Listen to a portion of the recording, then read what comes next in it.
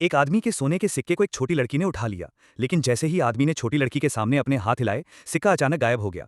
छोटी लड़की हैरान रह गई और अगले ही पल वही सिक्का आदमी की जेब में आ गया। अब छोटी लड़की उस जादू को ध्यान से देख रही थी। फिर उसने भी उसकी नकल करने की कोशिश की, लेकिन अचानक एक पुरानी जानी पहचानी धुन बजने लगी और छोटी लड़की उस जादू में पूरी तरह खो गई। और आदमी भी एक पुराने जादूगर की तरह वही करतब दोहराने लगा, जैसे कि वो किसी समय पर किया करता था। उस पल वो सच में जादूगर की तरह लग रहा था।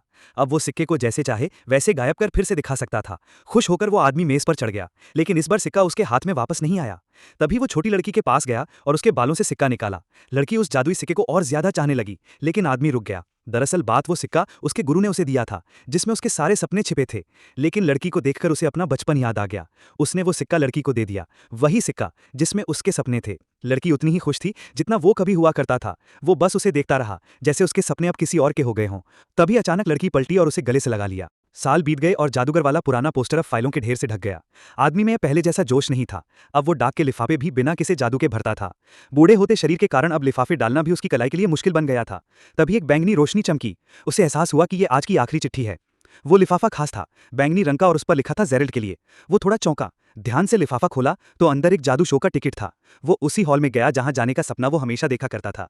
बैंगनी रोशनी में हॉल बेहद सुंदर लग रहा था। उसने अपनी टाई ठीक की और स्टाफ के साथ सबसे आगे की वीआईपी सीट पर जाकर बैठ गया। तभी एक तेज रोशनी उस पर पड़ी और वो चौंक गया। मंच पर खड़े जादूगर ने उसका नाम लिया और उसे स्टेज पर बुलाया। फिर उसने बूढ़े आदमी की जेब से टिकट निकाला और उसे उंगलियों में घुमाने लगा। धीरे धीरे वो टिकट फिर से उसी सोने के सिक्के में बदल गया जो उसने कभी उस लड़की को दिया था। जादूगर ने वो सिक्का उसकी हथेली पर रख दिया। अब रोशनी और तेज हो गई और साफ नजर आया कि वो जादूगर कोई और नहीं, वही छोटी लड़की थी। उसने बूढ़े के गले में एक जादूगर की चादर डाली और उसे मंच पर जादू दिखाने को कहा। कभी वो आदमी डाक खाने में खड़ा होकर तालियों की कल्पना किया करता था, लेकिन इस बार वो सच में मंच पर था। अब डाक खाने की दीवार पर जेरल्ड और लड़की की एक तस्वीर लगी थी। पुराना पोस्टर अब लड़की के नए पोस्टर से बदल गया।